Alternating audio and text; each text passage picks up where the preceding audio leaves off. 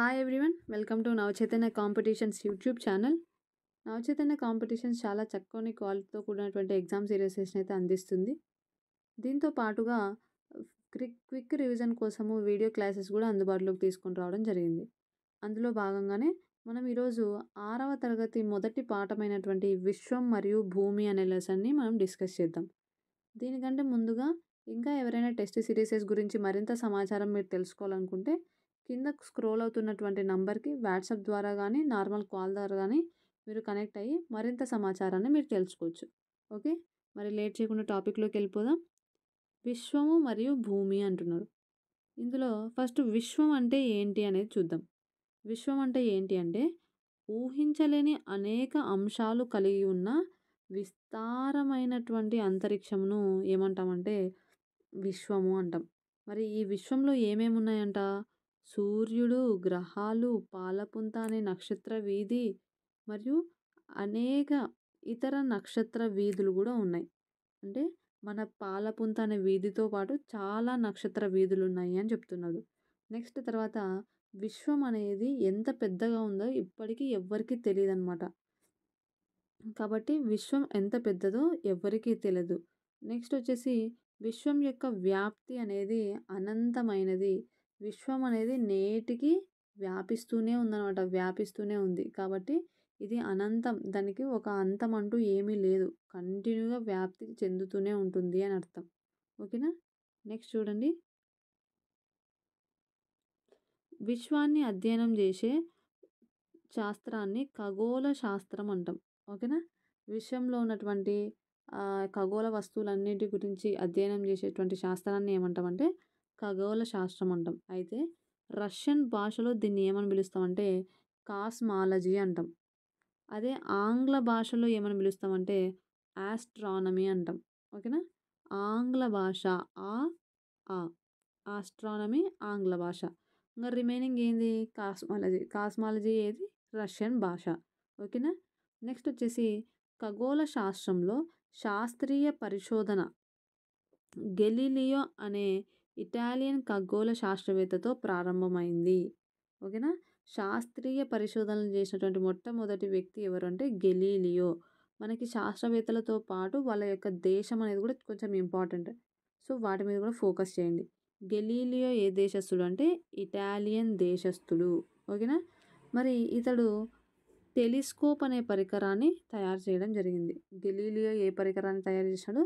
Telescope అనేటువంటి పరికరాన్ని తయారు చేసి ఆ టెలిస్కోప్ ద్వారా ఆకాశంలోకి చూసినప్పుడు ఆయనకి ఎన్నో వింతలు కనిపించడం జరిగిందనమాట. అంటే ఆకాశంలో ఉన్నటువంటి నక్షత్రాలు, చాలా ఖగోళ వస్తువుల్ని ఈయన అబ్జర్వ్ చేయడం జరిగింది. ఓకేనా. నెక్స్ట్ చూడండి, గెలీలియో కాలం నుండి అనేక మంది ఖగోళ శాస్త్రవేత్తలు విశ్వం గురించి పరిశోధన చేస్తున్నారు. ఓకే. నెక్స్ట్ చూద్దాం. నెక్స్ట్ వచ్చేసి విశ్వం ఎలా ఆవిర్భవించిందనే దానిపైన శాస్త్రవేత్తల మధ్య ఏకాభిప్రాయం లేదు. కరెక్టే కదా.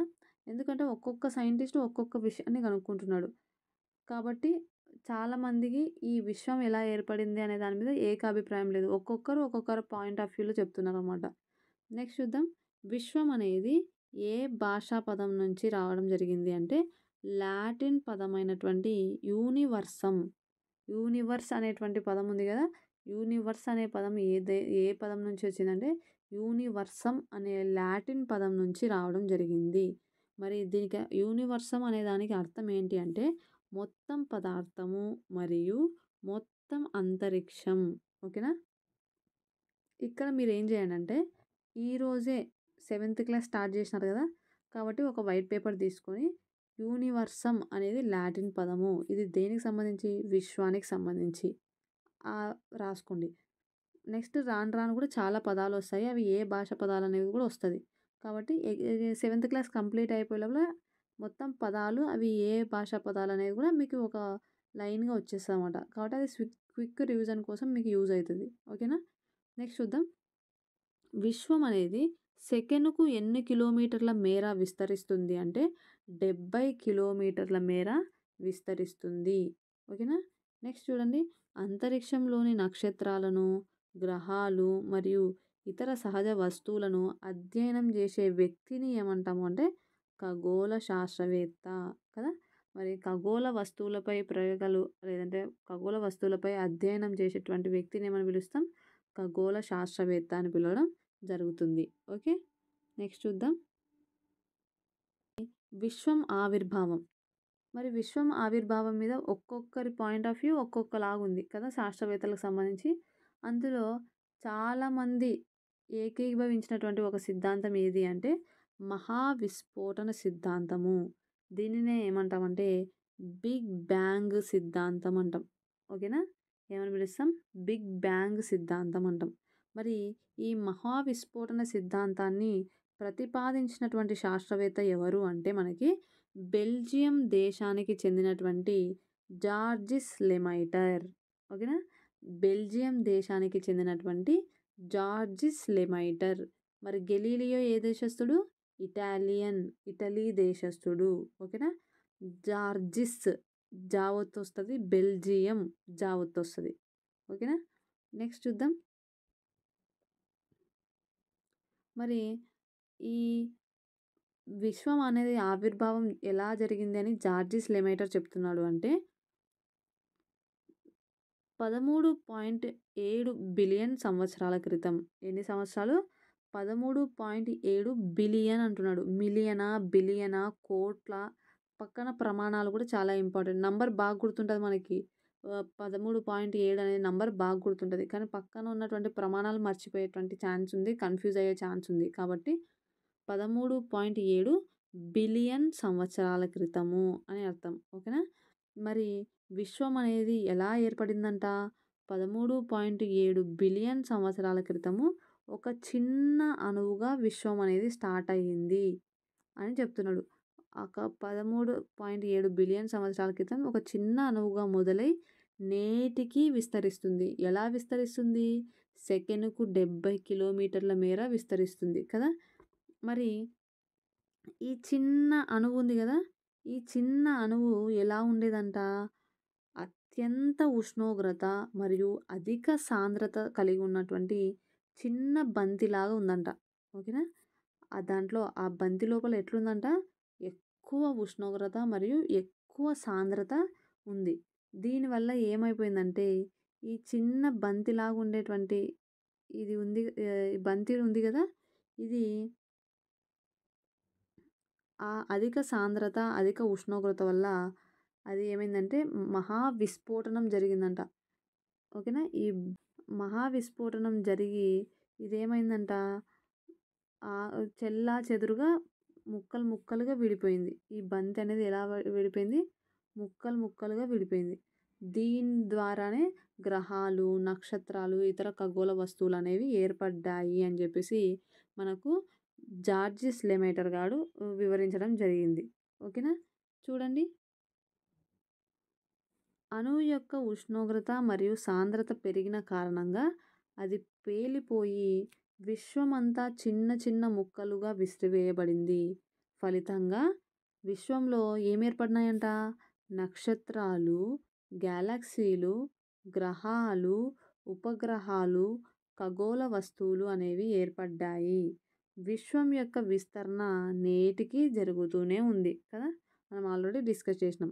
నెక్స్ట్, ఖగోళ శాస్త్రవేత్తల ప్రకారం విశ్వంలో కనీసం ఎన్ని గెలాక్సీలు ఉన్నాయి అంటే 125 బిలియన్ గెలాక్సీలు ఉన్నాయి.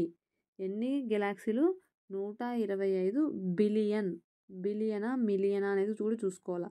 బిలియన్ గెలాక్సీలు. ఓకేనా, మరి ఇక్కడ గెలాక్సీ అంటున్నాం. గెలాక్సీలో చూడండి, గెలాక్సీ అన్నప్పుడు మనకి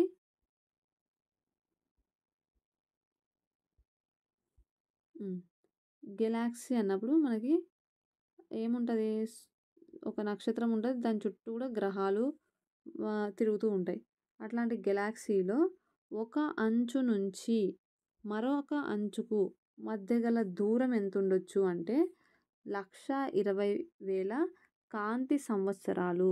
ఓకేనా, ఒక అంచు నుంచి మరొక అంచుకు ఉండేటువంటి దూరం ఎంత అంటే 1,20,000 కాంతి సంవత్సరాలు. ఓకేనా, ఈ పాయింట్ గుర్తుపెట్టుకోండి. నెక్స్ట్ చూద్దాం. పాలపుంతగా పిలువబడుతున్నటువంటి గెలాక్సీలో మన సౌర కుటుంబం అనేది ఉంది. ఓకేనా? మరి మన సౌర కుటుంబం ఉన్నటువంటి గెలాక్సీని ఏమంటామంటే పాలపుంత అంటాం. దీన్నే ఆకాశ గంగ అని కూడా పిలుస్తాం. ఓకేనా? నెక్స్ట్ చూడండి. కాంతి సంవత్సరం అనేది దూరాన్ని కొలిచే ఒక ప్రమాణము. ఆల్రెడీ మనం దీన్ని ప్రీవియస్ క్లాస్‌లో డిస్కస్ చేసాం. కాంతి సెకనుకు ఎన్ని కిలోమీటర్ల వేగంతో ప్రయాణిస్తుంది అంటే 3,00,000 కిలోమీటర్ల వేగంతో ప్రయాణిస్తుంది. ఓకేనా? నెక్స్ట్ సౌర కుటుంబం గురించి ఉన్నటువంటి ఇన్ఫర్మేషన్ చూద్దాం. మరి సౌర కుటుంబం అంటున్నాం. సౌర కుటుంబంలో ఎవరెవరు ఉంటారు? సూర్యుడు మరియు 8 గ్రహాలతో రూపొందించబడింది. ఓకేనా? మరి ఆ గ్రహాలేవి? బుధుడు, శుక్రుడు, భూమి, కుజుడు, దీన్ని అంగారకుడు అని పిలుస్తాం. బృహస్పతి, దీనినే గురుడు అంటాము. శని, వరుణుడు, ఇంద్రుడు. వరుణుడు అంటే యురేనస్, ఇంద్రుడు అంటే నెప్ట్యూన్. ఓకేనా? మరి గ్రహాలు, నక్షత్రం, సూర్యుడు కాకుండా ఇంకా ఏమున్నాయి? ఉపగ్రహాలున్నాయి, ఉల్కలు కూడా ఉన్నాయి. ఓకేనా? మరి శాస్త్రవేత్తల అంచనా ప్రకారము సౌర కుటుంబం ఎప్పుడు ఏర్పడింది? 4.6 బిలియన్ సంవత్సరాల క్రితమే సౌర కుటుంబం ఆవిర్భవించింది అనేది శాస్త్రవేత్తల యొక్క అంచనా. మరి జార్జిస్ లెమైటర్ గారు ఏం చెప్పినాడు? విశ్వం ఆవిర్భావం ఎప్పుడు జరిగిందన్నాడు? 13.7 బిలియన్ సంవత్సరాల ఆ టైంలో క్రితం మరి విశ్వం అనేది ఒక చిన్న బంతిలాగా ఉంది అని చెప్పినాడు. ఓకేనా? కాబట్టి ఇవి ఇయర్స్ ఏమంటారు నంబర్స్ అనేవి ఇంపార్టెంట్. ఓకేనా? నెక్స్ట్ చూద్దాం. ఓకే. ఇక్కడ సౌర కుటుంబం ఆవిర్భావం. మరి సౌర కుటుంబం ఎలా ఆవిర్భవించింది అనే దానికి మన దగ్గర కొన్ని సిద్ధాంతాలు ఉన్నాయి. అందులో ముఖ్యంగా మనకు ఫస్ట్ వచ్చేసి భూకేంద్ర సిద్ధాంతము. మరి భూకేంద్ర సిద్ధాంతాన్ని ప్రతిపాదించినటువంటి వ్యక్తి ఎవరు అంటే ఈజిప్టు దేశానికి చెందినటువంటి టాలెమీ అనేటువంటి శాస్త్రవేత్త, ఖగోళ శాస్త్రవేత్త. ఓకేనా? ఈయన ప్రకారం ఏం చెప్పినాడు? భూమి మధ్యలో ఉండి భూమి చుట్టూ సూర్యుడు మరియు ఇతర ఖగోళ వస్తువులు భూమి చుట్టూ తిరుగుతున్నాయి అన్నాడు. ఓకేనా? భూమి చుట్టూ సూర్యుడు మరియు ఇతర ఖగోళ వస్తువులు తిరుగుతున్నాయి. అంటే భూమి విశ్వానికి కేంద్రంగా నమ్మడం జరిగింది. ఓకేనా?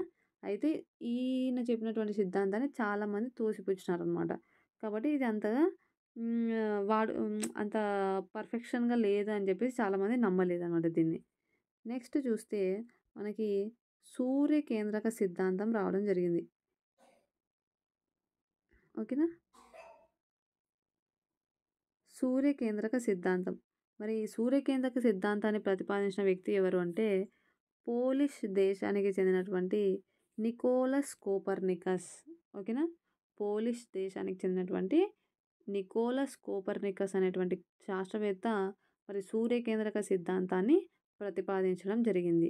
ఈయన ఏం చెప్పినాడు అంటే సూర్యుడు కేంద్ర స్థానంలో ఉంటూ సూర్యుని చుట్టూ గ్రహాలు మరియు ఉపగ్రహాలు మరియు ఇతర ఖగోళ వస్తువులు సూర్యుని చుట్టూ తిరుగుతాయి అని చెప్పడం జరిగింది కదా.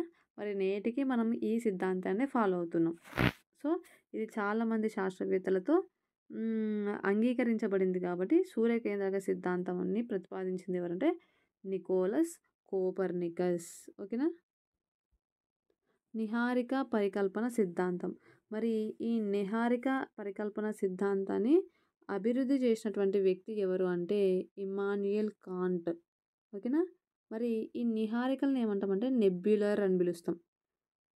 ఓకే. దీని ప్రకారం ఏంటి అంటే అసలు నిహారికలు అనేటివి ఏంటివి అంటే గ్రహాలు సూర్యునితో సంబంధం ఉన్న దుమ్ము మరియు ధూళి వాయువులతో కూడిన మేఘం అన్నమాట ఇది. ఓకేనా? కాబట్టి ధూళి మరియు వాయువులతో కూడినటువంటి మేఘాలని ఏమని పిలుస్తామంటే మనము నిహారికలు అని పిలుస్తాం. ఎవరు అభివృద్ధి చేసినారు? ఇమ్మాన్యుయల్ కాంట్. ఓకేనా? నెక్స్ట్ చూద్దాం. భూమి గురించి తెలుసుకుందాం. మరి భూమి అంటున్నాం. సౌర కుటుంబంలో భూమి ఒక్కటే జీవరాశి కలిగినటువంటి గ్రహం కదా. మరి జీవం కలిగినటువంటి ఏకైక గ్రహం ఏదంటే భూమి. మరి భూమి మీద తప్ప మానవుడు ఇంతవరకు మన సౌర కుటుంబంలో ఏ గ్రహాల్లో కూడా మరి జీవి యొక్క ఆనవాళ్ళనేవి కనిపియలేదు. మీకేమైనా కనిపిస్తే కామెంట్ బాక్స్‌లో తెలియజేయండి. అండ్ దీనిపై సరైన ఉష్ణోగ్రత ఉంటుంది. ఎందుకంటే ఇవి సూర్యునికి చాలా దగ్గరగానే, చాలా దూరంగా గాని లేదు. మీడియంగా మధ్యలో ఉంది కాబట్టి దీని మీద జీవరాశుల మనుగడ సాగుతుందనమాట. ఓకేనా? నెక్స్ట్ మనకి పర్యావరణం అనేటువంటి టాపిక్ ఉంది. దీన్ని చూద్దాం ఒకసారి. ఇదంతా జనరల్‌గానే ఉంటది. మీకు ఈజీగానే గుర్తుంటది. ఓకే. ఒక ప్రాంతంలోని మొక్కలు, జంతువులు మరియు సూక్ష్మజీవులతో కూడిన అన్ని జీవ మరియు జీవరహిత కారకాలతో కలిసి పనిచేసే సహజ వ్యవస్థనే ఏమంటామంటే పర్యావరణం అంటాం. ఓకేనా? మరి పర్యావరణం అనేది సహజ మరియు మానవ నిర్మిత అంశాలు రెండింటి కలయిక. ఇవి ప్రాథమిక జీవిత సహాయక వ్యవస్థ. మనం పీల్చే గాలి, తాగే నీరు, తినే ఆహారం, జీవించే భూమి వంటి వాటిని మనకు అందిస్తుంది. ఇది కంటికి కనిపించని ఎన్ని రకాల సూక్ష్మజీవులు, జంతువులు, మొక్కలు మరియు మానవులను కలిగి ఉంటుంది. మరి పర్యావరణం అనేది ఎన్విరాన్మెంట్ అనేది ఏ భాషా పదం నుంచి రావడం జరిగింది? ఫ్రెంచ్ భాషా పదం నుంచి రావడం జరిగింది. అది ఫ్రెంచ్ పదమైనటువంటి ఏంటిదంటే ఎన్విరోనర్. ఎన్విరోనర్ అనేటువంటి పదం నుంచి రావడం జరిగింది. అసలు ఎన్విరోనర్ అనగా అర్థం ఏంటి అంటే పొరుగు అని అర్థం. ఓకేనా? పొరుగు. ఓకే. మనం ఆల్రెడీ ఫస్ట్ చెప్పుకున్నాం యూనివర్సమ్ అనేది లాటిన్ పదం. ఇప్పుడు ఎన్విరాన్మెంట్ అనేది ఏది? ఫ్రెంచ్ పదం నుంచి రావడం జరిగింది. ఓకేనా? మరి ప్రపంచ పర్యావరణ దినోత్సవాన్ని మనం ఎప్పుడు జరుపుకుంటామంటే జూన్ 5వ తేదీన మనము ప్రపంచ పర్యావరణ దినోత్సవాన్ని జరుపుకుంటాము. ఓకే. నెక్స్ట్ చూడండి పర్యావరణంలోని అంశాలు అని చెప్పేసి మనకి ఇవ్వడం జరిగింది. అందులో సహజ అంశాలు అనే దాంట్లో నిర్జీవులు, సజీవులు అనేటువంటి అంశాలు ఉన్నాయి. మరి నిర్జీవుల కిందకి ఏవి వస్తాయంటే నీరు, భూమి మరియు గాలి. మరి నీరుని ఏమని పిలుస్తాం? జలావరణం అంటాం. భూమిని వచ్చేసి శిలావరణం అంటాం. గాలిని వచ్చేసి వాతావరణం అని పిలుస్తాం. అదేవిధంగా సజీవులలో ఏ అంశాలు వస్తాయంటే జంతువులు, మొక్కలు, కీటకాలు, పక్షులు, జీవం ఉన్నటువంటి ప్రతి అంశము కూడా మనకి సజీవుల కిందికి వస్తుంది. నెక్స్ట్ వచ్చేసి మానవ నిర్మిత అంశాలు. మానవ నిర్మిత అంశాల కిందకి ఏవేవి వస్తాయంటే వంతెనలు, భవనాలు, ఉద్యానవనాలు, పరిశ్రమలు, స్మారక నిర్మాణాలు, రహదారులు మొదలగునవి. అంటే మానవుని చేత నిర్మించబడినటువంటి ప్రతి అంశము కూడా ఏంటి అంటే మానవ నిర్మిత వనరుల కిందికి వస్తుంది. నెక్స్ట్ మానవ వనరులు అంటున్నాం. మానవ వనరులు అంటే ఎవరు? వ్యక్తిగత కుటుంబము, సమాజము, మతము, విద్య, ఆర్థిక మరియు రాజకీయ అంశాలన్నీ కూడా మనకి మానవ వనరుల కిందికి వస్తుంది. మనకి ఇది 8th క్లాస్ టెక్స్ట్ బుక్‌లో మానవ వనరులు అనేటువంటి లెసన్ ఉంది జియోగ్రఫీలో లాస్ట్‌లో. అక్కడ మరింత డీప్‌గా మీరు తెలుసుకుంటారు. ఓకేనా? సహజ పర్యావరణం అంటున్నాడు. సహజ పర్యావరణం కింద వచ్చేటువంటి అంశాలు ఏంటి అంటే సహజ వాతావరణంలో భూమి, నీరు, గాలి, మొక్కలు, జంతువులు వంటి జీవులు ఉంటాయి. మరి భూమిపైన ఉన్నటువంటి సహజ ఆవరణాలు ఏవేవి అంటే శిలావరణము, జలావరణము, వాతావరణము మరియు జీవావరణము. మరి ఒక్కొక్క అంశం గురించి మనము డీటెయిల్‌గా తెలుసుకుందాం. ఓకే. సహజ పర్యావరణము అంశాలు. మొదట శిలావరణం చూడండి. శిలావరణం అంటే ఏంటి? భూమి మీద ఉన్నటువంటి ప్రతీది ఓకేనా? మట్టితో తయారైనటువంటి ప్రతి అంశము కూడా శిలావరణం కిందకే వస్తది. చూడండి పర్వతాలు, కొండలు, పీఠభూములు, మైదానాలు, లోయలు, ఎడారులు ఇవన్నీ కూడా ఏంటి అంటే శిలావరణం. తర్వాత జలావరణం అంటున్నాం. అంటే నీటి యొక్క నిల్వలనన్నింటిని కూడా మనం జలావరణం అంటాం. మరి మహాసముద్రము, సముద్రాలు, నదులు, సరస్సులు మరియు చెరువులు, కుంటలు ఇవన్నీ కూడా ఏంటివంటే జలావరణం కిందకి వస్తాయి. నెక్స్ట్ వాతావరణం అంటున్నాం. వాతావరణం మరి మనకు ఎన్ని ఆవరణాలు ఉన్నాయి? ట్రోపో ఆవరణము, స్ట్రాటో ఆవరణము, మీసో ఆవరణము, థర్మో ఆవరణము, ఎక్సో ఆవరణము. ఓకేనా? నెక్స్ట్ జీవావరణం. జీవావరణం అంటే మనం ఆల్రెడీ చెప్పుకున్నాం. జీవం ఉన్న ప్రతీదీ కూడా మనకి జీవావరణం కిందకే వస్తుంది. మరి చూడండి మానవులు, పక్షులు, కీటకాలు, మొక్కలు మరియు జంతువులు అనేవి మనకి జీవావరణం కిందకి వస్తాయి. ఓకే. మరి ఫస్ట్ చూడండి శిలావర్ణం గురించి తెలుసుకుందాం. శిలావర్ణం. భూమి యొక్క రాతి పొరను శిలావర్ణం అంటాము. చూడండి శిలావర్ణంని ఏమని పిలుస్తామంటే లిథోస్పియర్ అంటాం. ఓకే. లిథోస్పియర్ అనే పదంలో లిథో మరియు స్పైరా అనే గ్రీకు పదాల నుంచి పుట్టింది. ఓకేనా. ఏ పదం అంట? గ్రీకు పదము. ఓకేనా. నెక్స్ట్ చూడండి లిథో అంటే అర్థం ఏంది? రాయి. నెక్స్ట్ స్పైరా అంటే అర్థమేమి? గోళము అని అర్థము. లేదంటే గోళము లేదా బంతి అని అర్థము. ఓకేనా. మరి లిథోస్పియర్ అనేది ఏంటి? గ్రీకు భాషా పదాల నుంచి ఉద్భవించినటువంటి పదం అన్నమాట. మరి ఈ శిలావరణంలో ఏమేమి ఉంటాయంట? రాళ్ళు మరియు ఖనిజాలతో రూపొందించబడి మట్టి యొక్క పలుచని పొరతో కప్పబడి ఉంటాయి. మనకి ఎగ్జాంపుల్ ఇందాకే చెప్పుకున్నాము. పర్వతాలు, పీఠభూములు, మైదానాలు, లోయలు, డెల్టాలు, ఎడారులు మొదలైన వివిధ భూభాగాలతో కూడిన క్రమరహిత ఉపరితలం. అంతే కదా. పర్వతాలు అన్నప్పుడు హైట్‌గా ఉంటాయి. పీఠభూములు అన్నప్పుడు కొంచెం తక్కువ ఎత్తులో ఉంటాయి. మైదానాలు అనేవి మరీ ఏమంటారు పలుచగా ఉంటాయి. లోయలు అన్నప్పుడు మరీ లోపలికుంటాయి. అంటే ఇది ఒక క్రమరహితమైనటువంటి ఉపరితలం. అంత సమానంగా లేదు. ఒక్కొక్క చోట హైట్ ఉంది. ఒక్కొక్క చోట లో ఉంది. కాబట్టి ఇది ఒక క్రమరహిత ఉపరితలం అని చెప్పొచ్చు. అదేవిధంగా భూస్వరూపాలను 3 శ్రేణులుగా విభజించారు. అవి ఏంటేంటివంటే మొదటి శ్రేణి, రెండవ శ్రేణి మరియు మూడవ శ్రేణిగా 3 భాగాలుగా 3 శ్రేణులుగా విభజించడం జరిగింది. ఓకేనా.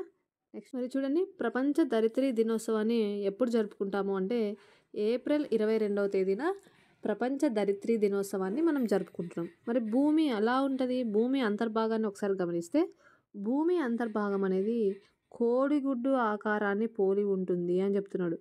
ఓకేనా. కోడిగుడ్డు ఆకారాన్ని పోలి ఉంటుంది. మరి కోడిగుడ్డు ఇది పెంకు అనుకుందాం. లోపల ఉండేది తెల్ల సోన ఉంది కదా. ఆ తెల్ల సోన లోపల మరి పచ్చ సోన ఉంటుంది. ఓకేనా. ఇది సేమ్ భూమి యొక్క అంతర్భాగం లాగానే ఉంది అని చెప్తున్నాడు. మరి ఈ పెంకు ఉంది కదా. దీన్ని ఏమంటామంటే భూపటలం అని పిలుస్తాం. నెక్స్ట్ ఈ తెల్ల సోన ఉంది కదా. దీన్ని ఏమని పిలుస్తాం అంటే భూప్రవారం అంటాం. నెక్స్ట్ ఈ పచ్చ సోన ఉంది కదా. దీన్ని భూకేంద్రము అంటాం. ఈ భూకేంద్రం అనేది మళ్ళీ 2 భాగాలుగా చెప్తాం. ఓకేనా. భూ బాహ్య కేంద్రము, భూ అంతర కేంద్రము అని చెప్తాం. ఓకేనా. నెక్స్ట్ చూద్దాం. ఇక్కడ డయాగ్రామ్ చూడండి. ఇక్కడ చూడండి ఈ బయటిదంతా ఏంటి అంటే భూపటలం. రెండవ భాగం ఏది అంటే భూ ప్రవారము. మూడవది చూడండి భూ బాహ్య కేంద్రము, భూ అంతర్ కేంద్రము. ఓకేనా. చూడండి వ్యవసాయం నుంచి మానవ నివాసాల కోసం మనం ఉపయోగించే ఆవరణమే ఏంటి అంటే శిలావరణము. శిలావరణం యొక్క పలుచటి నేల పొర వ్యవసాయ అభివృద్ధికి సహాయపడుతుంది. అదేవిధంగా మనకు ఆహారాన్ని అందిస్తుంది. మరి శిలావరణం యొక్క రాతి పొర ఎందుకు ఉపయోగపడుతుంది అంటే పరిశ్రమలకు ఖనిజాలను అందిస్తూ పారిశ్రామిక అభివృద్ధికి తోడ్పడుతుంది. ఓకేనా. ఇది అడవులు మరియు పశువుల మేత కోసం గడ్డి భూములను కూడా అందిస్తుంది. ఓకేనా. రాతి పొర అనేది గడ్డి భూములను కూడా అందిస్తుంది. పలుచటి నేల పొర వచ్చేసి మనకు వ్యవసాయానికి అనుకూలంగా ఉంటుంది. ఓకేనా. నెక్స్ట్ చూద్దాం. నెక్స్ట్ వచ్చేసి జలావరణం. ఓకేనా. భూమి యొక్క ఉపరితలంలో ఉన్న నీటి వనరులను సమిష్టిగా ఏమని పిలుస్తాము అంటే జలావరణము అని పిలవడం జరుగుతుంది. మరి జలము సమృద్ధిగా ఉన్నటువంటి ఏకైక గ్రహం ఏది అంటే మన భూమి. మనకి పైనుంచి మన భూమి యొక్క ఫోటో తీసినా కూడా ఎలా కనిపిస్తుంది? మేజర్గా నీలిరంగే కనిపిస్తుంది. ఎందుకంటే వాటర్ అనేది ఎక్కువ కంటెంట్లో ఉంది కాబట్టి మనకి ఏమని పిలుస్తాం భూమిని? జలయుత గ్రహం అని కూడా పిలవడం జరుగుతుంది. ఓకేనా.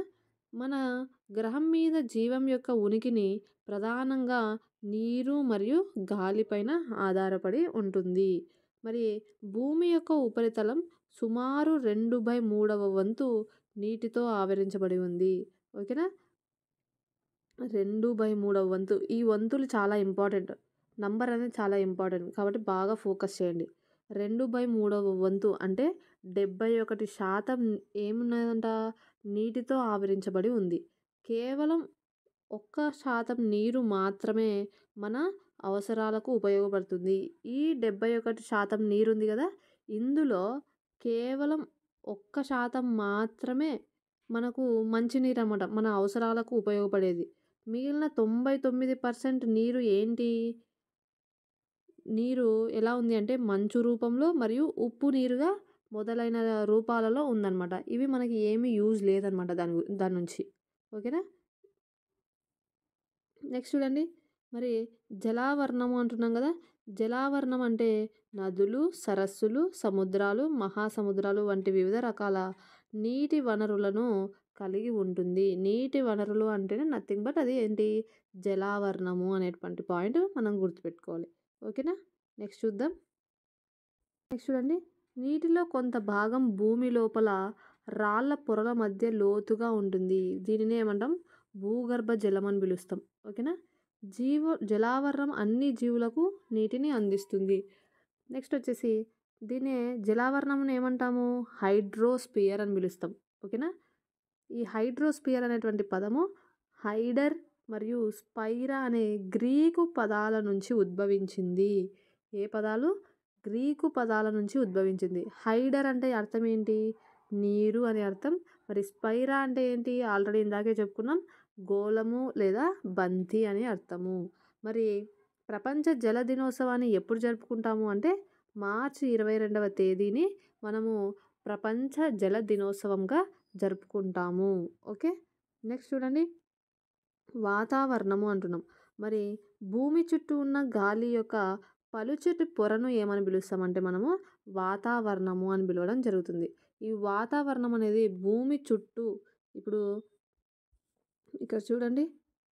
భూమి ఇలా ఉంది అంటే ఈ భూమి చుట్టూ కొన్ని వందల కిలోమీటర్లు ఓకేనా?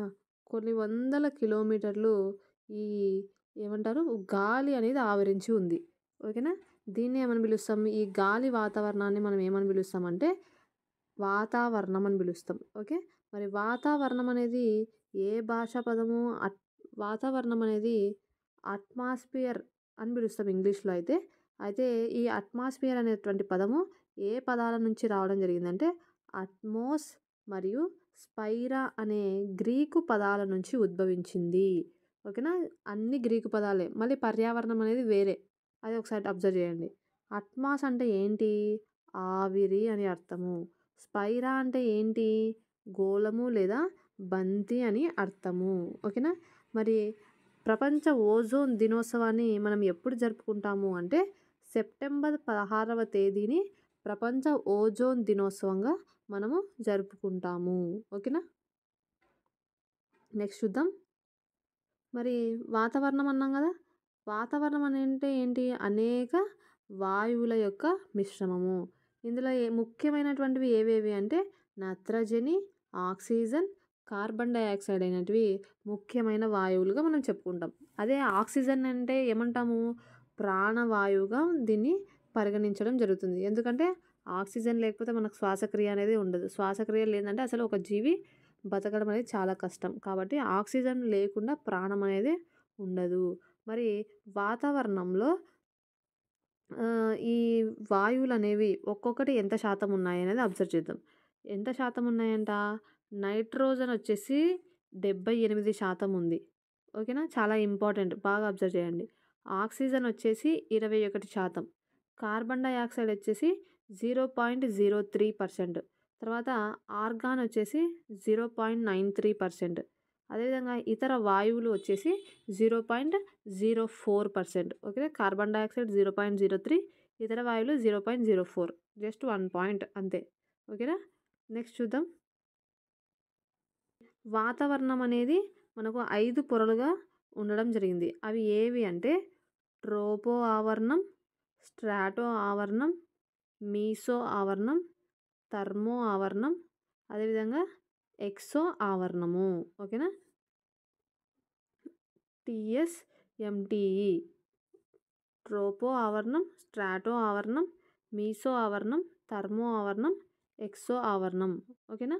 వీటికి ఖచ్చితమైన సరిహద్దు లేదు. ఎగ్జాక్ట్‌గా ఇంతే ఉంటదని చెప్పం గానీ, జస్ట్ అప్రాక్సిమేట్‌గా నంబర్ చెప్తామనమాట. ఎగ్జాక్ట్ నంబర్ అయితే ఉండదు. నెక్స్ట్ చూడండి. వాతావరణం మానవులతో సహా అన్ని జంతువులకు ప్రాణవాయువు అయినటువంటి ఆక్సిజన్‌ను మరియు మొక్కలకు కార్బన్ డయాక్సైడ్‌ను అందిస్తుంది. అంతే కదా! కిరణజన్య సంయోగి ప్రక్రియలో మొక్కలకు కార్బన్ డయాక్సైడ్ అనేది సహాయపడుతుంది. వాతావరణం సూర్యుని యొక్క హానికరమైన కిరణాలు మరియు తీవ్రమైన వేడి నుండి మనల్ని రక్షిస్తుంది కదా! మరి నెక్స్ట్ వచ్చేసి వాతావరణంలో ఉన్నటువంటి నీటి ఆవిరి, ధూళి కణాలు మేఘాలను ఏర్పరిచి తద్వారా వర్షాలు పడేలాగా చేస్తాయి. ఇది మనకి వాతావరణానికి సంబంధించినటువంటి అంశాలు. నెక్స్ట్ వచ్చేసి జీవావరణం చూద్దాం. జీవావరణం మనకందరికీ తెలిసిందే. ఇందాకే చెప్పుకున్నాం. జీవం ఉన్నటువంటి ప్రతి అంశము కింద కూడా జీవావరణం కిందకే వస్తది. మరి సూక్ష్మజీవులు, మొక్కలు, జంతువులు మరియు మానవులు కలిసి ఉండేటువంటి ఆవరణాన్ని ఏమంటాము? జీవావరణం అని పిలవడం జరుగుతుంది. మరి ఇది భూమి, నీరు మరియు గాలి ఒకదానితో ఒకటి కలిసే ప్రాంతము కదా! అన్నీ గూడా ఈ జీవావరణంలో ఒకదానికొకటి అనుబంధంగా ఉంటాయి. నెక్స్ట్ జీవావరణాన్ని ఇంగ్లీష్‌లో ఏమంటామంటే బయోస్పియర్ అని పిలుస్తాం. బయోస్పియర్ అనేది బయోస్ మరియు స్పైరా అనేటువంటి గ్రీకు పదాల నుంచి ఉద్భవించడం జరిగింది. బయోస్ అంటే ఏంటి? జీవము అని అర్థము. అదేవిధంగా స్పైరా అంటే ఏంటి? గోళము లేదా బంతి అని అర్థము. ఓకేనా? క్లియరా? నెక్స్ట్ చూడండి. నెక్స్ట్ మానవ పర్యావరణము. మరి మానవులతో ఏర్పడిన పరిసరాలను మానవ పర్యావరణము అంటాము. ఓకేనా? మానవ పర్యావరణం అంటే ఏంటి? వ్యక్తి, కుటుంబం, సమాజం, మతం, విద్య, ఆర్థిక, రాజకీయ పరిస్థితులను కలిగి ఉండడాన్ని మనం ఏం చెప్తామంటే మానవ పర్యావరణం అని పిలవడం జరుగుతది. మనకి 8థ్ క్లాస్ అయితే మానవ వనరు అని కూడా చెప్తాం. ఓకేనా? చారిత్రక స్థిర జీవితం ఏర్పడిన తరువాత మానవులు ఒకరిపై ఒకరు ఆధారపడి జీవించడం ప్రారంభించారు. అంతే కదా! ఇది మానవ పర్యావరణ స్థాపనకు దారి తీసింది. ఓకే. నెక్స్ట్ వచ్చేసి మానవ నిర్మిత పర్యావరణం. మరి మానవ నిర్మిత అంటే మానవుని చేత నిర్మించబడినటువంటి పర్యావరణం. ఇప్పుడు మనం ప్రజెంట్ సిట్యుయేషన్‌లో చూస్తే నేచర్ కంటే మనం ఎక్కువగా మానవుడు నిర్మించిన పర్యావరణంలోనే బతుకుతున్నాం కదా! ఈ భవనాలైతేనేమి, రోడ్లయితేమి, పాఠశాల అయితే ఏమి, ఇవన్నీ ఏంటి మానవుడు నిర్మించుకున్నటువంటి పర్యావరణం. ఇంకా భయంకరంగా చెప్పాలంటే మొబైల్ ఫోన్. మొబైల్ ఫోన్‌లోనే సగానికి సగం మంది కొంతమంది జీవితాలు అయిపోతుంటాయి. ఓకేనా? కాబట్టి మానవుడు నిర్మించినటువంటి పర్యావరణంలోనే మనం ఎక్కువగా గడుపుతున్నాం. ప్రకృతి ఇచ్చినటువంటి సహజ పర్యావరణం అనేది చాలా తక్కువగా మనం స్పెండ్ చేయడం అనేది జరుగుతుంది. ఓకే. ఇక్కడ చూద్దాం అది పక్కన పెట్టేస్తే మానవ నిర్మిత పర్యావరణం. మానవుడు తయారు చేసినటువంటి పరిసరాలను మానవ నిర్మిత పర్యావరణం అంటాము. ఫర్ ఎగ్జాంపుల్ భవనాలు, కర్మాగారాలు, ఉద్యానవనాలు, రోడ్లు, వంతెనలు, ప్రాజెక్టులు మరియు స్మారక చిహ్నాలు మొదలైన వాటిని కలిగి ఉంటుంది. ఓకేనా? ఆది మానవులు సహజ పరిసరాలతో మనుగడ సాధించటంలో తమను తాము అలవాటు చేసుకున్నారు కదా! తమను తాము అలవాటు చేసుకున్నారు. అంతేగాని వాళ్ళు కొత్తగా ఏమి తయారు చేయాలని వాళ్ళు అనుకోలే. రాను రాను మానవునికి తెలివి ఎక్కువైపోయి మరి ఈ మానవ నిర్మిత పర్యావరణం అనేది ఏర్పాటు కావడం జరిగింది. ఓకే. నెక్స్ట్ చూద్దాం. మరి ఆది మానవులు ఎలాంటి జీవితాన్ని గడిపినారు? సాధారణమైనటువంటి జీవితాన్ని గడిపినారు. తర్వాత వారి చుట్టూ ఉన్నటువంటి ప్రకృతిని ఉపయోగించుకొని వారి అవసరాలను తీర్చుకున్నారు. స్థిర నివాసము మరియు పారిశ్రామిక విప్లవం ఫలితంగా ఓకేనా? చూడండి. స్థిర నివాసము, పారిశ్రామిక విప్లవం ఫలితంగానే మనకి ఏమైంది? మానవులు సహజ వాతావరణాన్ని తమకు అనుకూలంగా ఎలా మార్చుకోవాలో మరియు ఎలా ఉపయోగించుకోవాలో నేర్చుకున్నారు. ఇది మానవ నిర్మిత పర్యావరణానికి సంబంధించిన అనేక అంశాలు ఏర్పడటానికి మరియు సహజ వాతావరణంలో మార్పులకు దారితీసింది. కాబట్టి మానవ నిర్మిత పర్యావరణం అనేది ఏర్పడడానికి 2 ప్రధాన కారణాలు ఏంటి అంటే స్థిర నివాసము మరియు పారిశ్రామిక విప్లవము అనేటువంటిది మీరు గుర్తుపెట్టుకోవాలి. ఓకేనా? నెక్స్ట్ చూద్దాం. కాలుష్య కారకాలు. మరి పర్యావరణంలో వివిధ రకాల మలినాలు చేరడాన్నే మనం ఏమంటాము అంటే కాలుష్యం అంటాం. ఓకేనా? నెక్స్ట్ వచ్చేసి ఇది గాలి, నీరు మరియు నేల యొక్క రసాయనిక, భౌతిక మరియు జీవ లక్షణాలతో అవాంఛనీయమైనటువంటి మార్పును తెస్తుంది. ఇది అన్ని జీవులలో ఆరోగ్య సమస్యలకు కూడా కారణమవుతుంది. ఓకేనా? మరి ఇక్కడ ఏమన్నాడు? వాయు కాలుష్యం యొక్క కారకాలు. వాయు కాలుష్యం యొక్క కారకాలు ఏవేవి అంటే మనకు జనరల్‌గా తెలుసు. ఏం చెప్తాము? అన్నీ హానికరమైనటువంటి గ్యాసెస్ అన్నీ కూడా వాయు కాలుష్య కారకాలే అని చెప్తాం. బట్ మరి ఇక్కడ కొన్ని పదాలు మనం బాగా గుర్తుపెట్టుకోవాలి. ఏంటి అంటే బూడిద, ఉప్పు కణాలు మరియు పొగ, ఆమ్లవర్షం, ఇంధన వినియోగం, పారిశ్రామిక ధూళి, క్లోరోఫ్లోరో కార్బన్స్ ఇవన్నీ గుర్తుంటాయి. కానీ బూడిద మరియు ఉప్పు కణాలు అనేది కొంచెం ఫోకస్ చేయండి. ఈ 2 కొంచెం మనం గుర్తుపెట్టుకోవడానికి అంత తొందరగా గుర్తుండవు. కొంచెం రివిజన్ చేస్తే మనకి ఐడియా వస్తది. కాబట్టి బూడిద మరియు ఉప్పు కణాలు ఇవి కూడా వాయు కాలుష్యం యొక్క కారకాలు. ఓకే.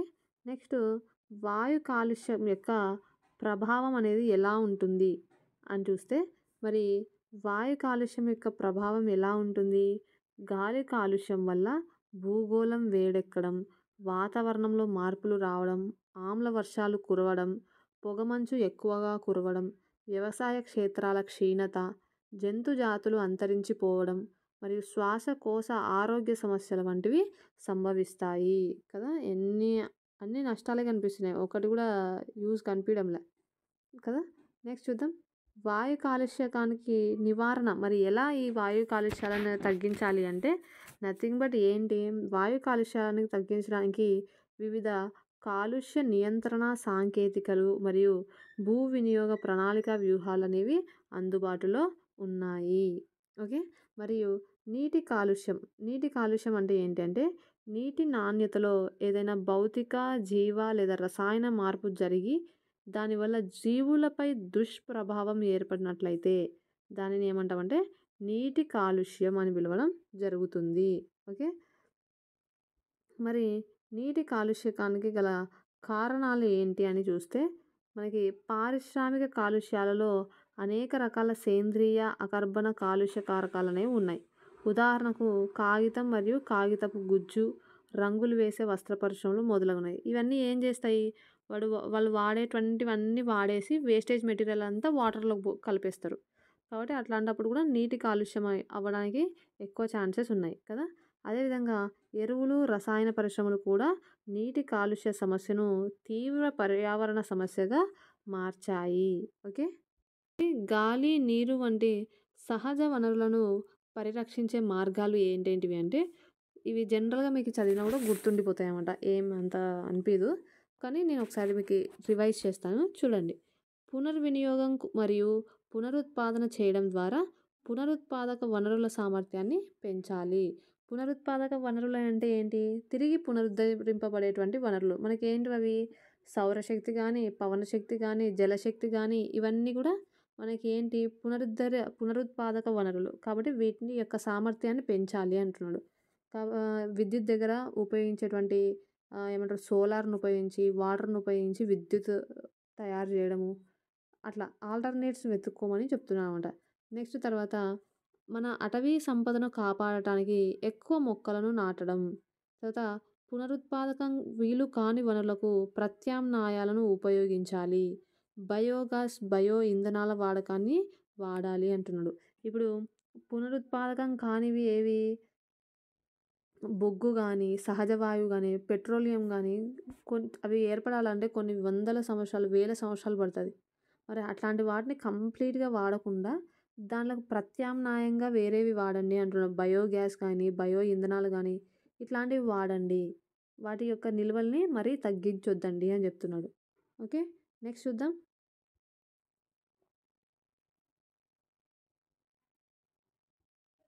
పారిశ్రామిక వ్యర్థాలను నదీ జలాల్లో కలపడం మానుకోవాలి. విలువైన సముద్ర జీవులను కాపాడుకోవడానికి ఇది అవసరమైనటువంటి చర్య.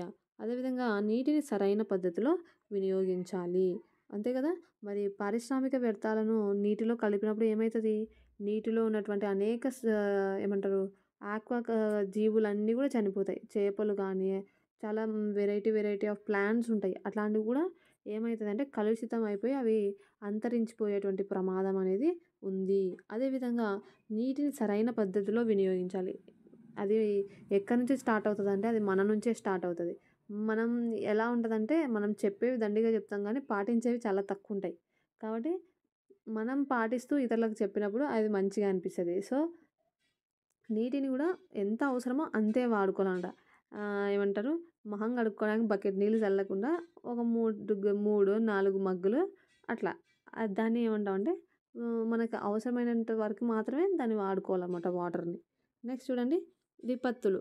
విపత్తు అంటే ఏంటి అంటే విపత్తు అనేది స్వల్ప లేదా దీర్ఘకాలికంగా సంభవించేటువంటి తీవ్రమైనటువంటి అంతరాయాన్ని ఏమంటామంటే విపత్తు అని పిలుస్తాం. మరి దీని వలన ఏమవుతది?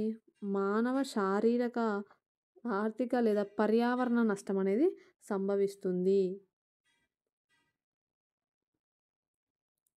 ఓకే. ఇది సమాజానికి సమాజానికి దాని సొంత వనరులకు ఉపయోగించుకునే సామర్థ్యాన్ని దూరం చేస్తుంది. ఓకే. మరి విపత్తు అంటున్నాడు. విపత్తు యొక్క రకాలు చూస్తే ఫస్టు ప్రకృతి యొక్క విపత్తులు. ఓకేనా. ప్రకృతి యొక్క విపత్తులనేటివి ఏంటది? సహజ ప్రక్రియ. దాన్ని మనం ఎవ్వరం ఆపలేం కదా! దీనివలన ప్రాణ నష్టము, గాయము లేదా ఇతర ఆరోగ్య ప్రభావాలు, ఆస్తి నష్టము, జీవనోపాధి మరియు సేవను కోల్పోవడం, సామాజిక మరియు ఆర్థిక అంతరాయము లేదా పర్యావరణ నష్టం అనేది సంభవిస్తుంది. మరి ఎగ్జాంపుల్ చూసుకుంటే మనకి కరువు అనేది ఏంటి? ఒక ప్రకృతి విపత్తు. దీనివల్ల ఏమవుతది? ఉపరితల నీరు లేదా భూగర్భ జలాల్లో నీటి సరఫరాలో దీర్ఘకాలిక కొరత ఏర్పడేటువంటి స్థితిని ఏమని పిలుస్తామంటే మనము కరువు అని పిలుస్తాం. ఓకేనా. నెక్స్ట్ మానవ విపత్తులు అంటున్నాం. మానవ కారక విపత్తులు అంటే మానవుల వల్ల సంభవించేటువంటి విపత్తులు. అవి ఏంటి? ఇవి సాంకేతికత లేదా మానవ ప్రమాదాల పర్యవసనాలు. ఓకేనా. మరి ఈ మానవ కారక విపత్తులంటే కొన్నిసార్లు వరదలు గానీ, భూకంపాలు గానీ, ఏమంటారు కొండ చర్యలు గానీ ఇవి సహజ విపత్తులనే అనుకుంటాం. కానీ కొన్నిసార్లు మానవుని ప్రమేయం వల్ల గూడా సంభవిస్తాయి. ఇప్పుడు వరదలనుకోండి, లోతట్టు ప్రాంతాల్లో ఇల్లు కట్టుకుంటే ఏమైతది? వర్షం పడినప్పుడు ఆటోమేటిక్‌గా లోతట్టు ప్రాంతాల కిందకే వస్తాయి. అప్పుడు అది మానవ విపత్తు కాదు? అవసరం లేదు అక్కడ కట్టాల్సిన అవసరం లేదు. బట్ కట్టుకున్నాం. అదేవిధంగా కొండ చర్యలు విరిగిపడడం. ఒక కొండ మధ్యలో రోడ్డు చేసినారు. రోడ్డు చేసినప్పుడు కొండను ఖచ్చితంగా చీల్చింటారు కదా! ఆటోమేటిక్‌గా యువతల కొండ ఏమవుతది? విరిగిపడేటువంటి ఛాన్సెస్ ఉన్నాయి. అంటే కొన్ని ప్రకృతి సహజంగా వచ్చేటువంటి విపత్తులలో ఎంతో కొంత ఏమైతదంటే మానవుని యొక్క ప్రమేయం గూడా ఉంటదనమాట. ఇట్లా గాకుండా కొన్ని కంప్లీట్‌గా మానవ కారక విపత్తులున్నాయి. ఏంటి? ఇప్పుడు భోపాల్ గ్యాస్ ఘటన చూస్తాం. అది ఏంటి? మానవుని యొక్క ప్రమేయమే కదా! వాళ్ళ యొక్క నిర్లక్ష్యం వలన ఎంతోమంది ఆ గాలి కాలుష్యమయ్యి, ఆ మిథైల్ ఐసోసైనైడ్ పీల్చుకొని ఎంతోమంది ప్రాణాలు వదిలినటువంటి ఘటనలు గూడా ఉన్నాయి. కాబట్టి అవి ఏమవుతదంటే మానవ కారక విపత్తుల కిందకొస్తాయి. బట్ ఎగ్జామ్ పాయింట్ ఆఫ్ వ్యూలో మీరు చదివేటప్పుడు బాగా ఫోకస్‌గా చదవండి. మానవుని యొక్క ప్రమేయం ఉందా? లేదా? ఇన్‌కేస్ ప్రమేయం లేదు అంటే అది సహజ విపత్తు. ప్రమేయం ఉంది అని ఎంతో కొంత అనిపిచ్చింది అంటే అది ఖచ్చితంగా మానవ కారక విపత్తు కిందకే వస్తది. ఓకేనా. నెక్స్ట్ చూద్దాం. మరి ఈ విపత్తుల యొక్క నివారణ పద్ధతులు ఏంటి అంటే సంసిద్ధత, ప్రమాదాల నివారణకు భద్రతా చిట్కాలు పాటించడం, మరియు గాయాలు కాకుండా నివారించడం, మరియు అత్యవసర పరిస్థితుల్లో వేగంగా స్పందించడం, విపత్తుల గురించి సమాచారాన్ని కలిగి ఉండడం, అత్యవసర పరిస్థితుల్లో సురక్షితమైన ప్రాంతానికి వెళ్ళడానికి ప్రణాళికను కలిగి ఉండడం, అత్యవసర వస్తు సామాగ్రి అందుబాటులో ఉండడం, ప్రమాదం జరిగినప్పుడు మీ ఇంటిలో సురక్షితమైన ప్రాంతానికి చేరుకోవడం వంటివి చేయడం వల్ల ఏమవుతదంటే ఎంతో కొంత ప్రాణ నష్టాలని మనం తగ్గించిన వాళ్ళం అవుతామనమాట. ఓకే. నెక్స్ట్ చూద్దాం. విపత్తు నిర్వహణ. విపత్తు నిర్వహణ అన్నప్పుడు ఏంటి అసలు విపత్తు నిర్వహణ అంటే ఏదైనా ప్రమాదం లేదా ముప్పు నివారించడానికి అవసరమైన లేదా ఉపయోగకరమైన చర్యలతో ప్రణాళికను రూపొందించడము, నిర్వహించడము మరియు అమలు చేయడం యొక్క నిరంతర సమగ్ర ప్రక్రియనే ఏమంటామంటే విపత్తు నిర్వహణ అని పిలవడం జరుగుతుందనమాట. ఈ విపత్తు నిర్వహణ వల్ల ఏమవుతదంటే అనేక ప్రమాదాలనేవి చాలా వరకు ఆస్తి నష్టం, ప్రాణ నష్టాన్ని తగ్గించిన వాళ్ళమైతాం. కదా! మనకిప్పుడు ఎన్నో ఎన్‌డీఆర్‌ఎఫ్ బృందాలని జెప్పేసి, ఆర్మీ అని జెప్పేసి మనకు వరదలు, భూకంపాలు ఇట్లా వచ్చిన చోట వాళ్ళు ఎళ్లి హెల్ప్ చేస్తుంటరు. ఓకేనా? అవన్నీ ఏంటంటే విపత్తు నిర్వహణ కిందకే వస్తదనమాట. నెక్స్ట్ చూడండి.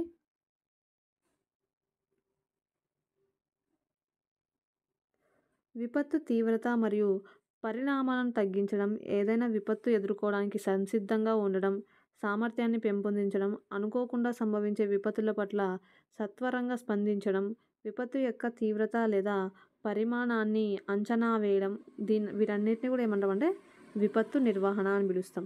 మరి భారతదేశంలో విపత్తు నిర్వహణ ప్రధానంగా ప్రకృతి వైపరీత్యాలతో బాధపడుతున్నటువంటి ప్రజలకు ఉపశమనం కలిగించడానికి మరియు పునరావాసాన్ని కల్పించడానికి సంబంధించినటువంటి అంశాలనేవి మనకి విపత్తు నిర్వహణలో వస్తాయన్నమాట. ఓకే.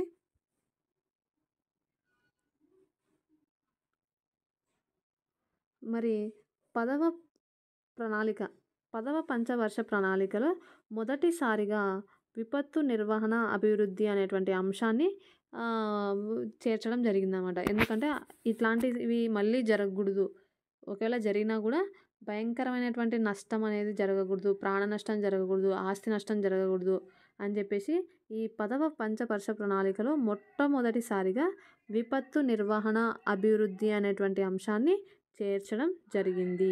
ఓకేనా? మరి చూడండి, పదవ ప్రణాళికలో ఏమున్నాయంటే విపత్తు నియంత్రణ కోసం విధాన మార్గదర్శకాలు, అదేవిధంగా కార్యాచరణ మార్గదర్శకాలు, నిర్దిష్ట అభివృద్ధి పథకాలనేవి సూచించడం జరిగింది. అదేవిధంగా సహజ మరియు మానవ పర్యావరణం మధ్య సంపూర్ణ సంతులనం అవసరం. పర్యావరణాన్ని సక్రమంగా ఉపయోగించడం మరియు సంతులనంతో జీవించడం నేర్చుకోవాలి. కాబట్టి మనకున్నటువంటి పర్యావరణాన్ని కాపాడడంలో మన బాధ్యత కూడా ఉంది అనేటువంటి అంశాన్ని మనం ఎప్పుడూ మర్చిపోకూడదు. ఓకే.